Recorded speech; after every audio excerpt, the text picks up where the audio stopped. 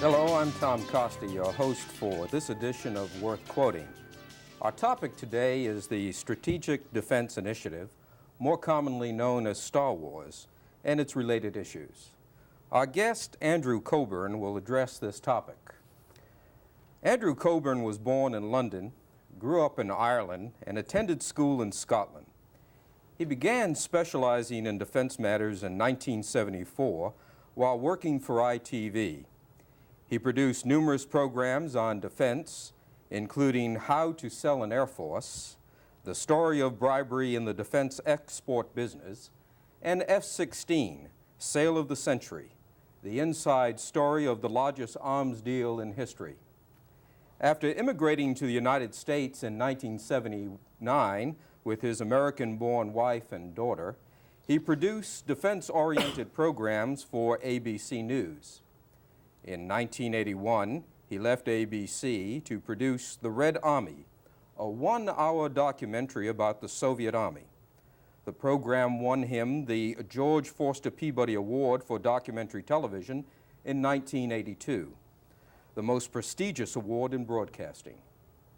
Out of this came his first book, The Threat Inside the Soviet Military Machine, which is required reading in military intelligence offices in Washington. Cockburn's next book, Secret Power, will examine international intelligence agencies and is scheduled for publication in the fall. Mr. Cockburn, thank you for joining us on Worth Quoting. Thank you. Would you explain SDI to our audience, some of whom might be like myself, confused by the alphabet soup of military acronyms? In particular, would you please tell us about some of the technology involved in Star Wars, such as chemical lasers, mirrors in space, particle beam weapons, and nuclear-pumped X-ray lasers? Well, I'll do my best. The SDI, as you said, stands for Strategic Defense Initiative, and the administration has spent a lot of time trying to get us to call it that rather than Star Wars, which they feel is not duly respectful enough of the whole concept.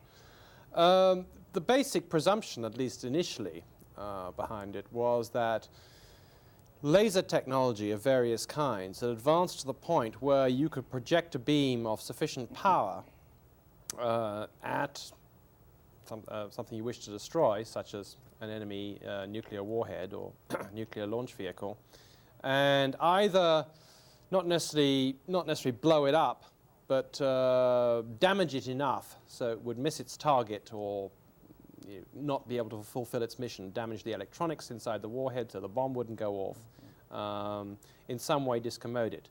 Now, there are various kinds of lasers, as you mentioned. There's the chemical laser and the nuclear X-ray laser. The idea really, within there's different kinds of chemical lasers too.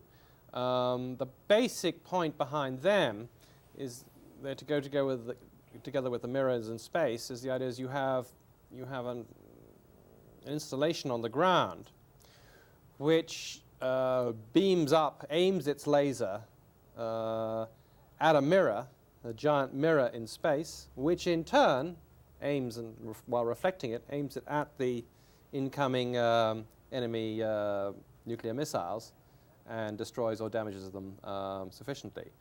The other kind, the nuclear X-ray laser, is a slightly different concept, well, a very different concept really. It's the idea is you have in space a nuclear bomb, and when, at the appropriate moment, you explode that, the X-rays, because the nuclear weapons, when they go off, they give off various kinds of electromagnetic waves, including X-rays, and as well as blast and heat and so forth. It channels the X-rays like a laser, and sort of gathers them and projects them, a very powerful beam of X-rays at the warhead. Those are the main kinds of, that's the Star Wars technology in SDI. Now, SDI has some other things as well, which they're now coming more to the fore, which include just straightforward old-fashioned rockets, which you fire at the incoming missiles, whether from space or on Earth. And they're talking about a combination of both of those. If SDI is a proposed U.S. strategic defense system against potential nuclear attacks from the Soviet Union, then what's wrong with the United States developing such a defensive system? Well, the point is, I think you start from the position that there's two real reasons against doing it. One is it's very hard to see how it can possibly work. And I know we'll be getting into this more in a minute.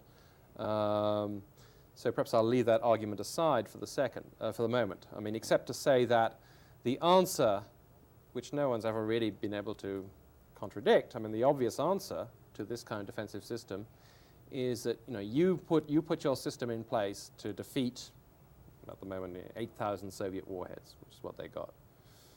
Well, all the Russians have to do, or the other side has to do, is to build 16 or just to build more warheads, which is entirely feasible to do.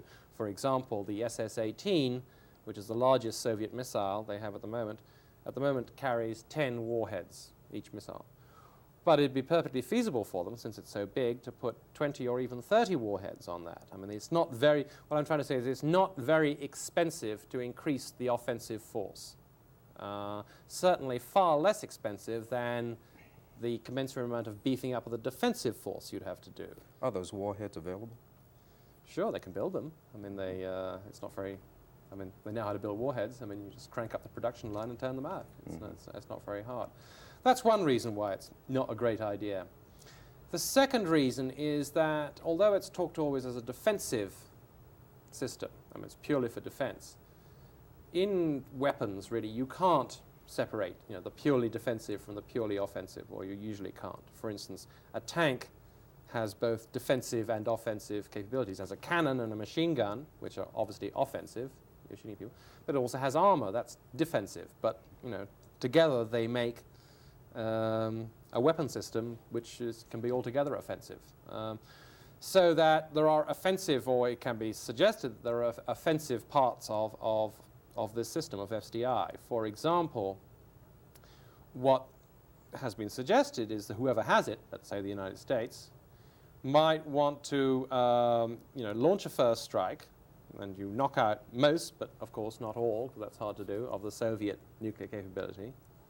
But now the Soviets, once you've done that, the Soviets don't have that much left. So when the Soviets want to retaliate, then it's much more feasible for you to knock out lots of the remainder. So it could give you a first strike capability. It could actually be a big leg up to a nuclear offense.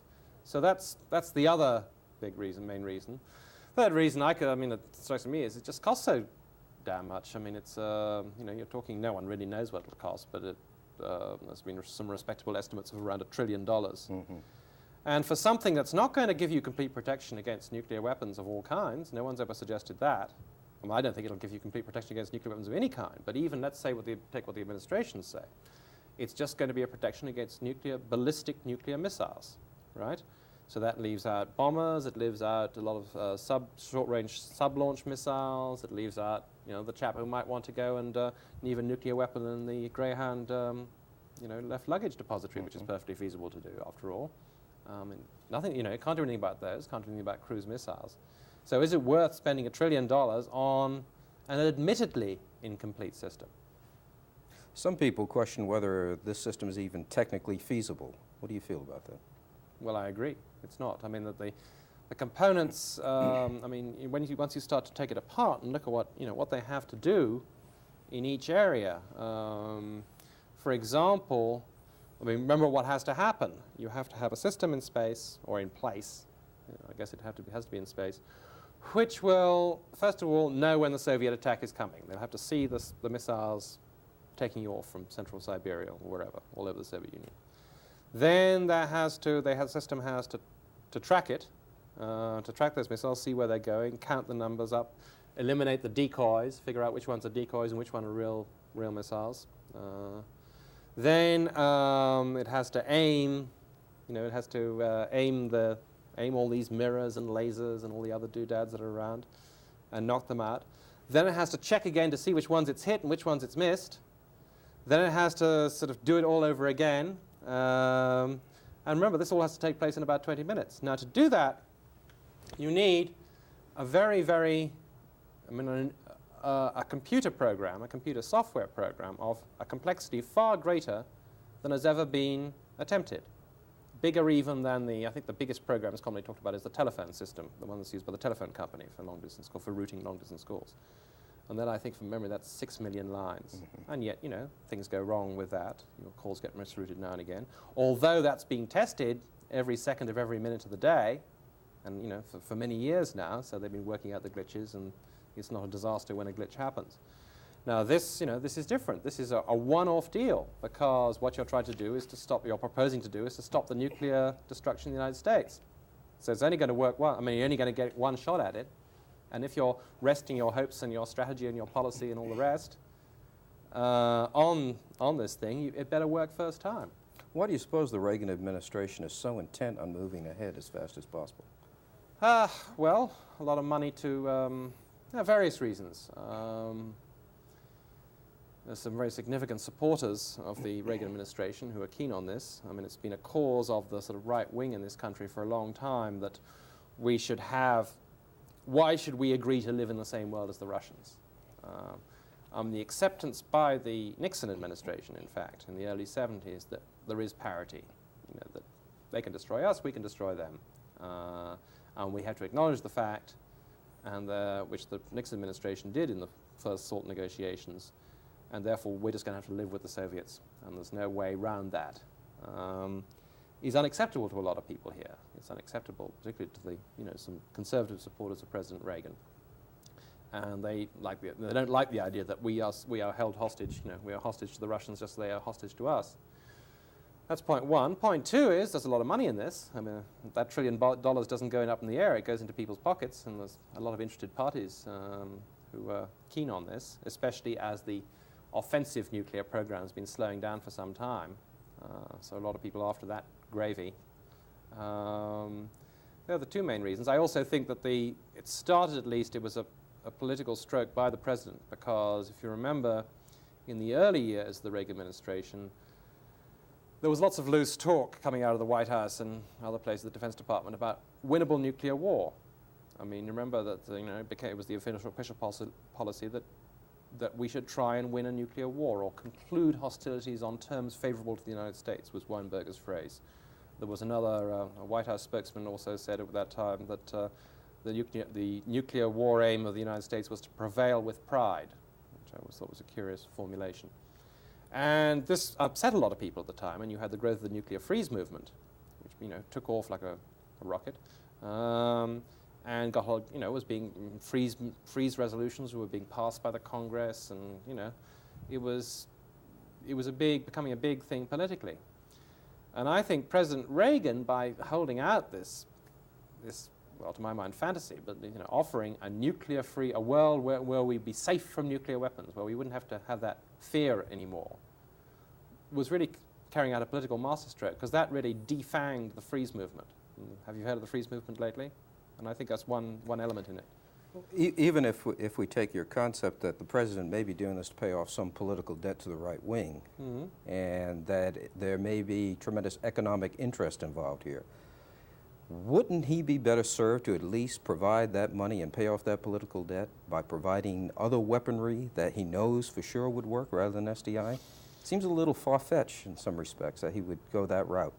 Well, he could offer to build more missiles, but I mean, he was trying to build the MX, remember? Mm-hmm. And the Congress routinely chops that back to 50 missiles.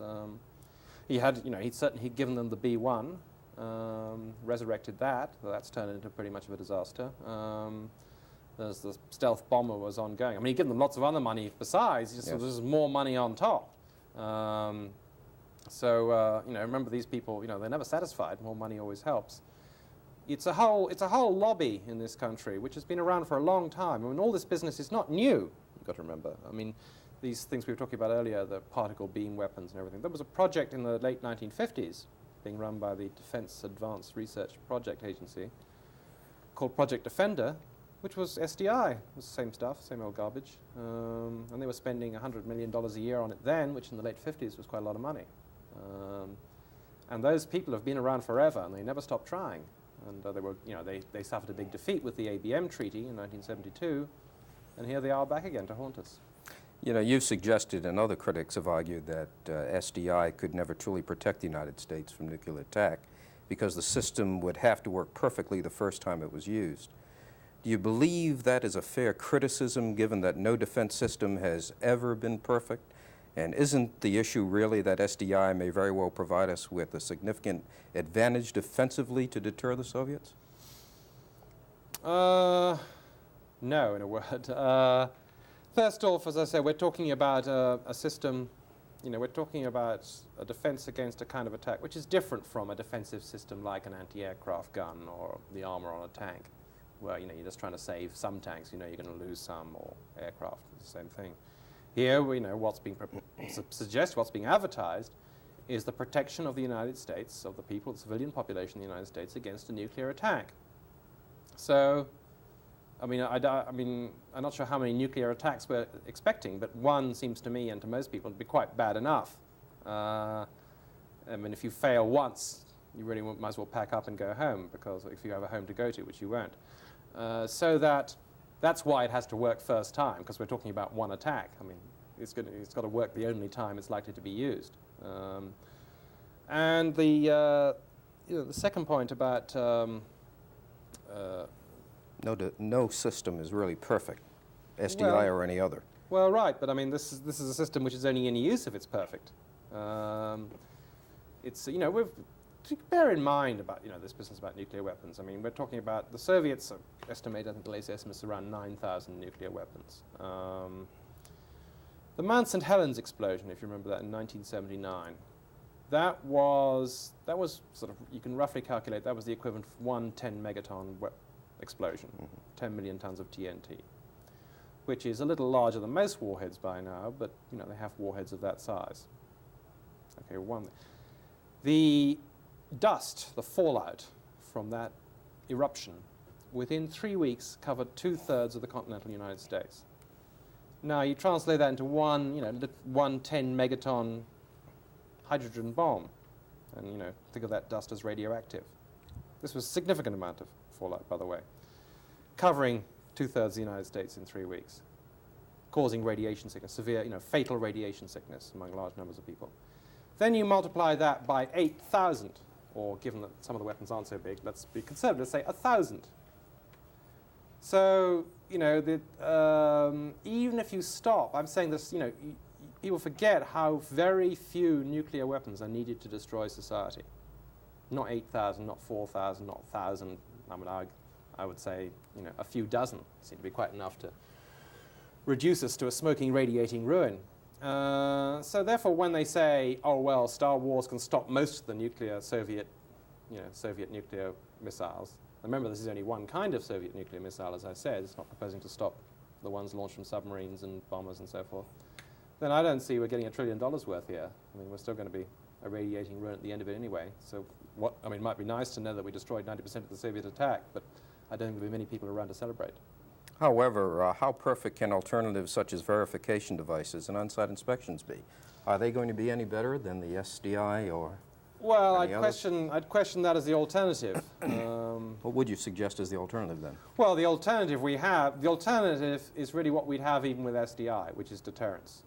We are scared enough of the Russians not to want to launch a nuclear attack on them, and they're scared enough of us not to want to launch a nuclear attack on us.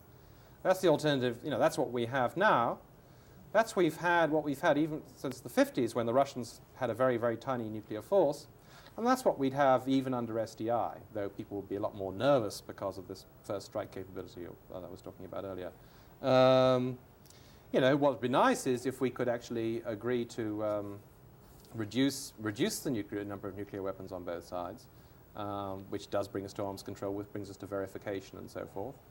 And whereas I don't think, although some intelligence people will say, yes, we can count them all, I think you probably can't, because you never know. You never know what you don't know. So you don't know, supposing the Russians left one in the left luggage locker at Union Station in Washington, D.C. They don't know if we haven't buried one in Gorky Park in Moscow. So the deterrence would go on, even if you'd officially abolished all nuclear weapons and verification said there wasn't any left. So that's, that's not really the alternative, although I would also suggest that, again, the people who oppose arms control, who tend to be the same people who support SDI, they always say, well, every time anyone suggests an arms control treaty, they say, oh, you could never verify it. We could never know. And there are some kinds of things you can verify.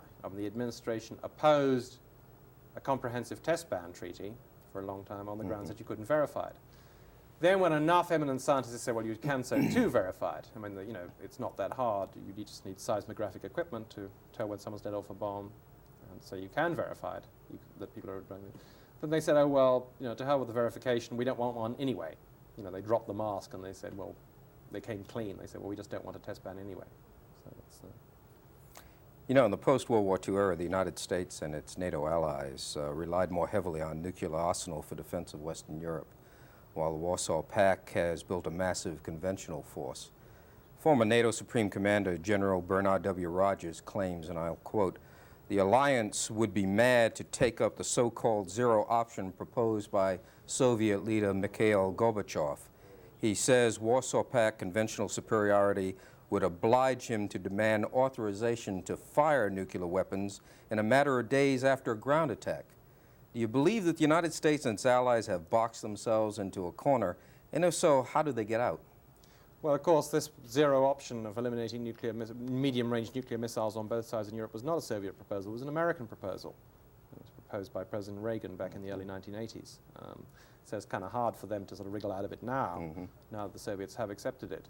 The second point is, you know, of course, NATO's supreme commanders before General Rogers have talked about the massive Soviet conventional superiority.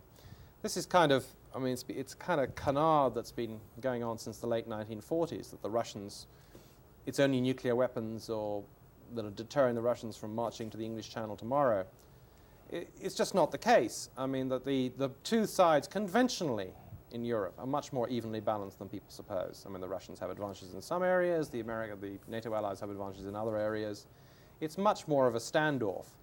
So to suggest that you know, it's only these missiles which are preventing the Soviet onslaught, I think is really disinformation. It's not the case. That the you know, the Soviet, there is a conventional deterrent in Europe. Otherwise, by the way, why are we spending all, you know, why do we bother to keep 300,000 troops there? Seems to be a reasonable question to ask. Is not the concept then of ensured survival, which is the basis for promoting SDI, far more preferable to the mutually assured destruction policy of former Defense Secretary McNamara?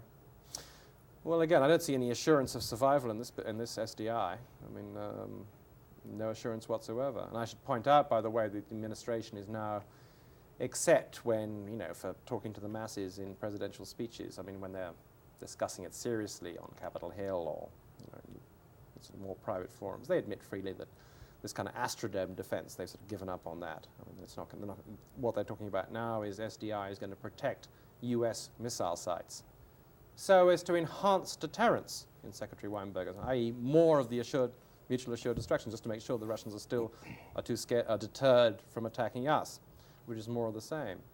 The other thing, by the way, is everyone talks about the mutual assured destruction policy doctrine of Robert McNamara. It's kind of a misnomer, that. I mean, the policy, the nuclear war fighting strategy of the United States, certainly ever since the late 50s, and really before that it was sort of put in place, well, in the early 60s, actually, under McNamara, was a nuclear war fighting. It was not just mutual destruction, was fighting and winning a nuclear war if they could. I mean, it was attacking Soviet forces, you know, not just flattening cities, but sort of going through a sort of exercise in trying to sort of win the war as if it was an artillery battle or something. McNamara came up with this phrase. Really, it was a way, he was trying to put a limit on the appetites of the services, particularly the Air Force. And he was saying that he came up with a formula which equated to the number of warheads they already had. And he said, basically, this is enough to provide us with the assured destruction of the Soviet Union. And in the hope that they'd stop asking for so much money, which didn't work. They went on asking for money. But, and then some clever fellow saw that if you put an M in front of AD, assured destruction, you had the nice little acronym of MAD. That's stuck with us ever since. Some people claim that Ronald Reagan's fight against the evil empire brought the Soviets to the bargaining table, while others say that it's a matter of Soviet domestic problems that have brought them to the bargaining table. Can you shed any light on either one of those concepts? It's really hard to say. I think I think the main impulse is domestic, actually, in the Soviet Union. I mean, a lot of people, you know, there are political forces in the Soviet Union that feel happier and profit by confrontation with the United States, just as there are the same people in this country who do better when we're in a state of confrontation with the Soviet Union. I think what's happened is that the domestic political situation in Russia has turned around a lot, and that is why Gorbachev has actually been making these concessions, or at least has come to the bargaining table. I mean, for a long time, don't forget, Star Wars had the effect of driving the Russians right away from the bargaining table. I mean, they said, you know, as long as you're talking about Star Wars, we're not going to talk at all. Before that, it was that, you know, as long as there are medium-range nuclear missiles in Europe, we won't talk at all. So that, you know, if we'd been having this discussion a couple of years ago, you could say, well, Star Wars is definitely not bringing the Russians to the, is having the opposite effect.